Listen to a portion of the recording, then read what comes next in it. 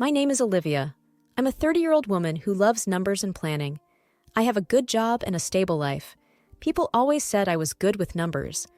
This skill has helped me a lot in life. But everything changed when I met Michael. I first saw Michael at a party. I don't usually go to parties, but my friend Sarah convinced me. "Come on, Olivia, you need to get out more," she had said. At the party, I was standing alone, holding a drink, when Michael walked up to me. He was tall and had a smile that made people feel at ease. "Hi, I'm Michael. I don't think we've met," he said, extending his hand. I shook his hand. "I'm Olivia." "So, Olivia, what brings you here?" he asked. I shrugged. "My friend dragged me here. I'm not much of a party person." "Neither am I," Michael laughed. "But sometimes it's good to get out of your comfort zone." We talked for a while. Michael was easy to talk to. He listened to me and made me laugh. He told me about his job at a local bookstore and his love for old movies. I told him about my job as an accountant and my love for puzzles. As the night went on, we found ourselves sitting away from the crowd, lost in our conversation. It was strange. We were so different, yet we connected so easily. When the party ended, Michael asked for my number. "I'd like to see you again, Olivia. Maybe we can go for coffee?" I hesitated, but then nodded. "Sure, that would be nice." We started seeing each other after that night. We went on dates, watched movies, and talked for hours. Michael was charming and kind. He made me feel special. But there was one thing that bothered me. Michael didn't plan much. He lived in the moment, which was the opposite of me. I love to plan everything. It made me feel in control. One day, I brought this up. "Michael, don't you think you should plan more? It's important to have a plan." Michael just smiled. "Olivia, I like the way I live. Planning is good, but sometimes you have to just go with the flow." I didn't understand it, but I liked him too much to argue. Months passed, and our relationship grew stronger. One evening, Michael took me to a quiet spot by the river. It was a beautiful night. The stars were out, and the air was fresh. "Olivia," Michael said, turning to me, "I love you. I know we're different, but I think that's what makes us special. Will you marry me?" I was shocked. Marriage was a big step, but looking into Michael's eyes, I saw sincerity and love. "Yes, Michael, I'll marry you," I said, and that's how my life took a turn. I, Olivia, the woman who loved numbers and planning, was going to marry Michael, the charming, easygoing man who lived in the moment. It was unexpected, but sometimes life is like that. It surprises you when you least expect it. When Michael and I decided to get married, I imagined a small wedding, just close family and friends, a simple ceremony, and maybe a dinner afterward. But things didn't go as I had imagined. We met each other's parents to share the news. My parents liked Michael right away. "He's a simple, honest man," my dad said, shaking Michael's hand. Michael's parents, on the other hand, seemed relieved. "It's good you found someone serious," his mom, Margaret, said with a sigh. As we started planning the wedding, Michael and I sat down with our parents. "I was thinking of a small wedding," I began, looking at Michael for support. He nodded in agreement, but Margaret had other ideas. "Oh no, dear. Michael is our only son. We must have a big wedding. All our friends and family should come. It needs to be grand." I tried to protest. "But Margaret, that's not what we want." Michael, however, didn't support me. "Mom knows best, Olivia. Let's do what she wants." So the wedding planning began. It was nothing like what I had wanted. The guest list kept growing. Strangers I had never met were invited. The venue was huge, the decorations were extravagant, and everything was over the top.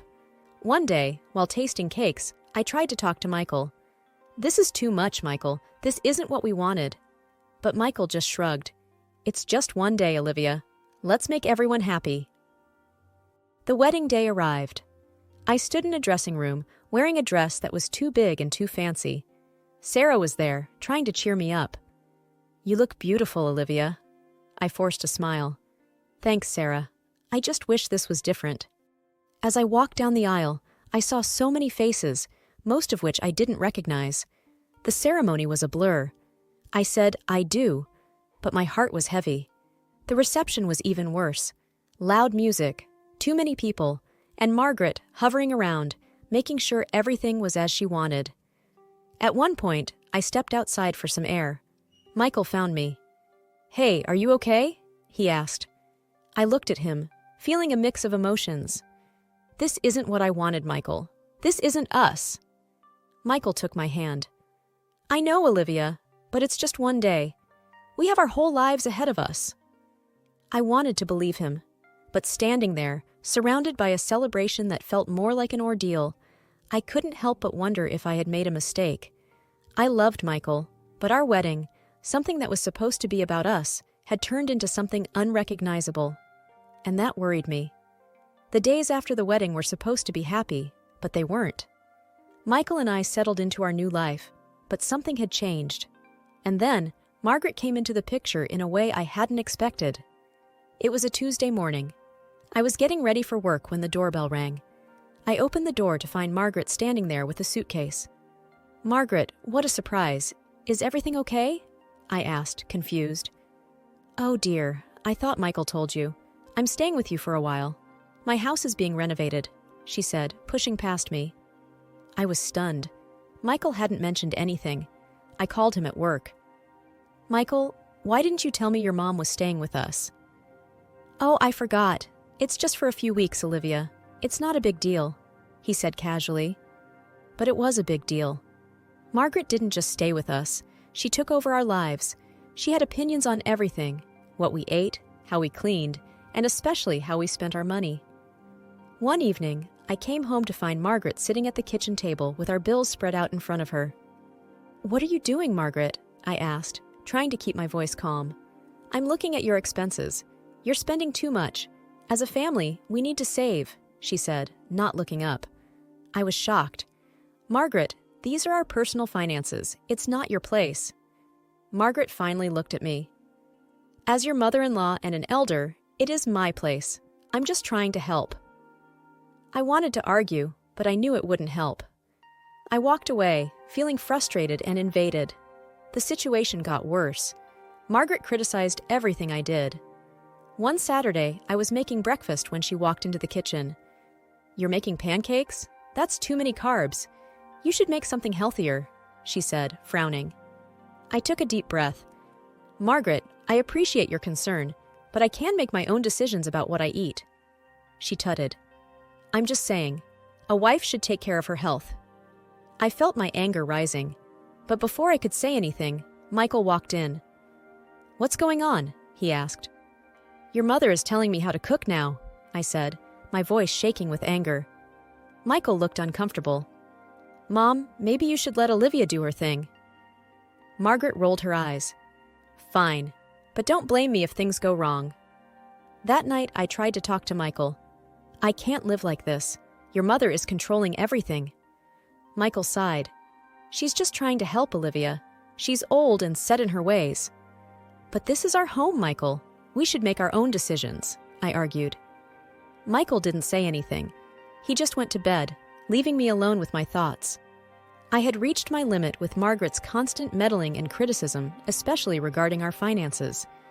It was time to take a stand. One evening, as we all sat in the living room, I decided to bring up the subject. "Margaret, I've been thinking," I began, trying to keep my tone neutral. "How about we do an experiment? For 1 month, let's keep separate budgets for our expenses. Then we can compare and see who's more efficient with money." Margaret raised an eyebrow. "An experiment? Interesting. You think you can manage better than me?" I nodded. "Yes, I do." Michael looked uneasy. "Olivia, is this necessary?" "Yes, Michael, it is. I think it's a fair challenge," I said firmly. Margaret smiled, almost smugly. "All right, dear. Challenge accepted." So, the battle of budgets began. I kept meticulous records of every penny I spent, making sure to be as efficient as possible. Meanwhile, I noticed Michael sneaking extra cash from the joint account, but I didn't say anything. The month flew by, and soon it was time to compare our expenses. We sat down at the dining table, each with our records. "Let's see what you've got, Olivia," Margaret said, a confident smile on her face. I laid out my documents, showing every transaction and bill. "As you can see, I've managed to save quite a bit this month, even with all the regular expenses." Margaret looked over the papers, her smile fading slightly. Not bad, but let's see what Michael has. Michael cleared his throat. Well, I didn't spend much. Just the usual stuff. I decided it was time to reveal what I knew. Michael, what about the extra money you took from our joint account? Michael's face turned red. I needed it for some personal things. I pulled out the bank statements from the joint account. Here's the proof. Your spending was higher than mine this month. Margaret's face was a mix of surprise and anger. Michael, you lied? Why? Michael didn't have an answer. He just looked down, embarrassed. I turned to Margaret. As you can see, I'm quite capable of managing our finances efficiently. Margaret was silent for a moment. Then she looked up, her expression hard. Fine, you've made your point. But this doesn't change anything. I still believe I know what's best for this family. I let out a sigh. It was a small victory, but I knew the battle was far from over.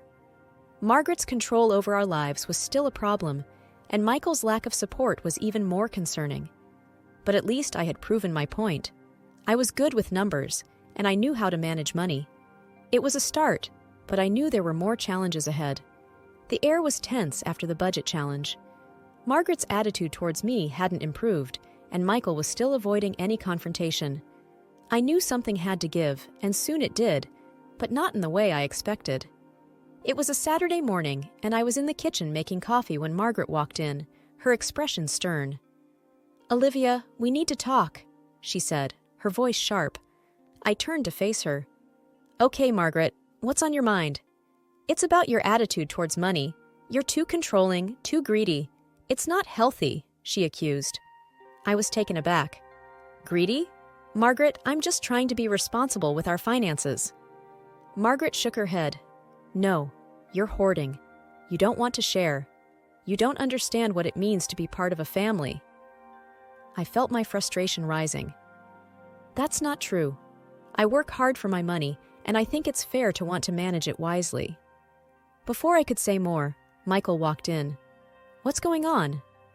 Your wife, Margaret said, turning to him. She's too obsessed with money. It's not right. Michael looked at me, then at his mother. Olivia, maybe you should ease up a bit. Mom has a point. I couldn't believe what I was hearing. Michael, you're taking her side? After all the evidence I showed you? Michael shrugged. I just think we should all get along.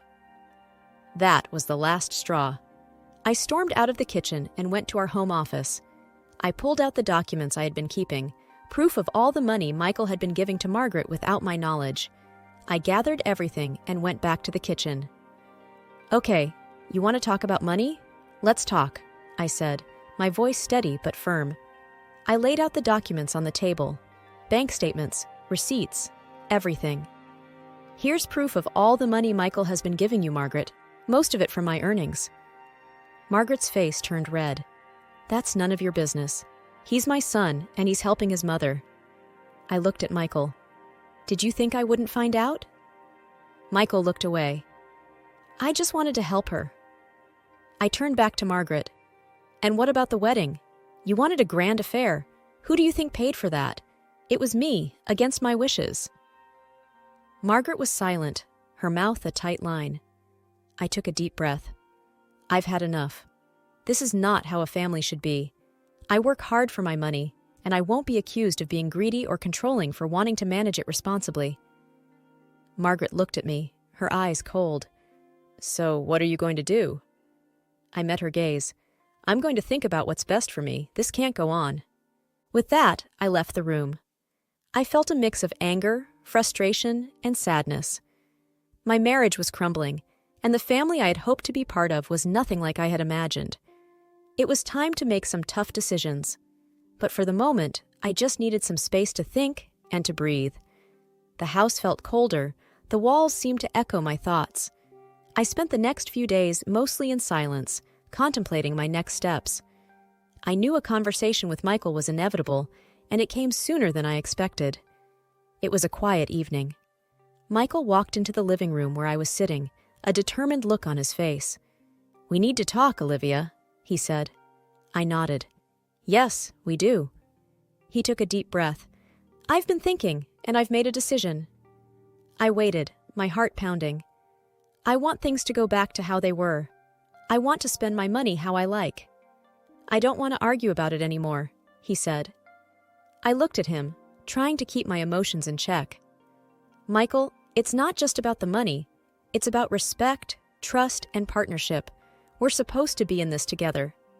He shook his head. I can't live like this, constantly being questioned and judged. So, I'm giving you an ultimatum. Let me spend without restraint, or we get a divorce. His words hit me like a punch. I felt a mix of disbelief and clarity. You're giving me an ultimatum? Yes, he said firmly. I took a moment to gather my thoughts. Okay, Michael. If that's how you see our marriage, then I agree to the divorce. He seemed taken aback.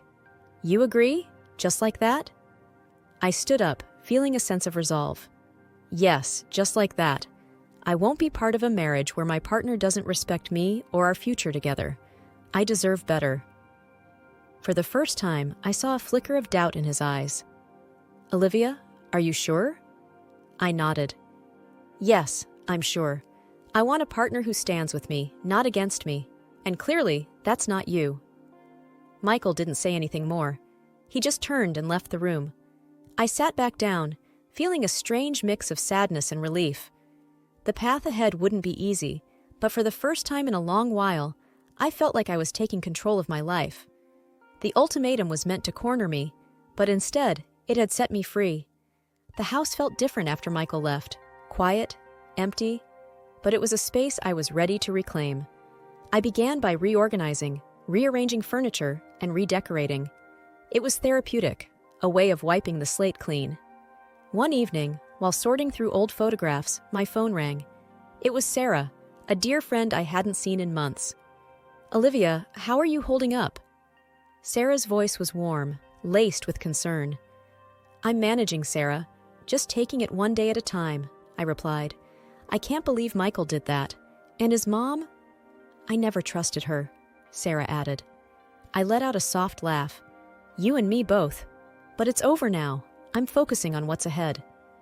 You're so strong, Olivia.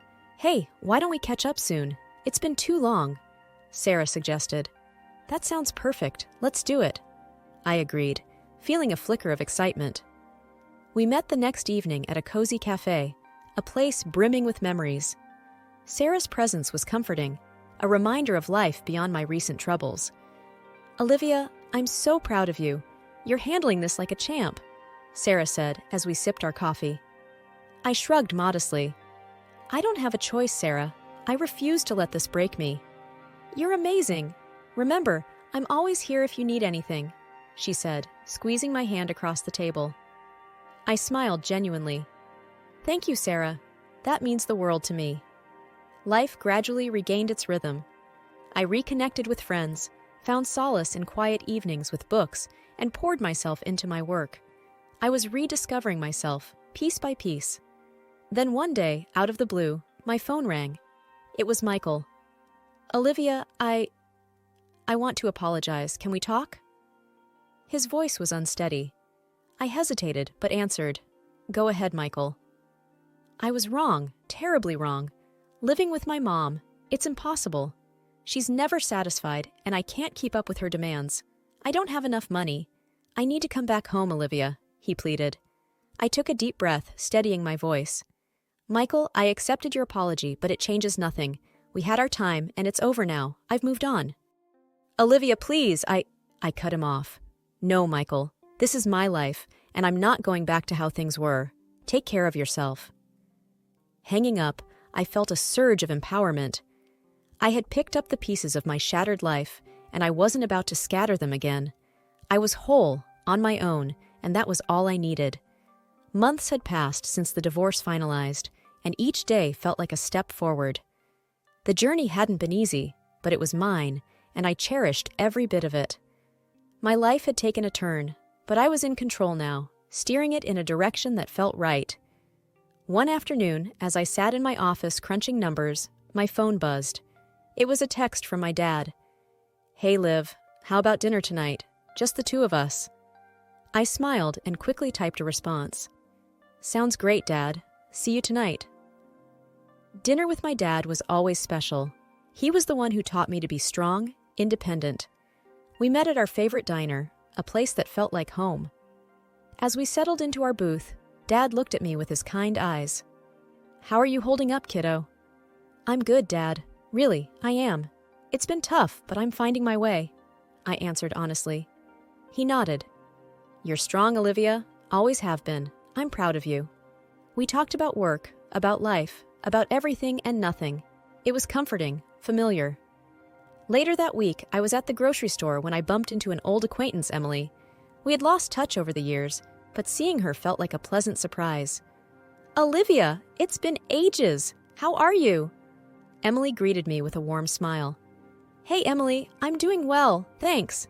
Life's been interesting, I replied with a chuckle. We chatted for a while, catching up on old times. Before parting ways, Emily said, You seem different, Olivia. More at peace, I guess. I thought for a moment. I guess I am. It took a while, but I'm finally in a good place. The days turned into weeks, and weeks into months.